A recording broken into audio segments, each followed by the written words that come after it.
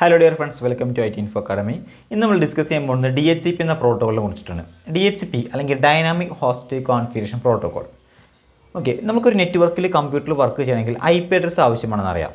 ഈ IP address നമുക്ക് രണ്ട് രീതിയിൽ കൊടുക്കാൻ പറ്റും. ഒന്ന് സ്റ്റാറ്റിക് മെത്തേഡും ഒന്ന് ഡൈനാമിക് മെത്തേഡും. ഇതിൽ സ്റ്റാറ്റിക് മെത്തേഡ് എന്ന് പറയുന്നത് നമ്മളൊരു സിസ്റ്റത്തിൽ പോയിട്ട് അതിൻ്റെ സെറ്റിംഗ്സിൽ പോയിട്ട് നമ്മൾ എന്ത് ചെയ്യുന്നത്, മാനുവലി ഒരു IP കൊടുക്കുന്നതിനെ പറയുന്ന പേരാണ് സ്റ്റാറ്റിക് മെത്തേഡ് എന്നുള്ളത്.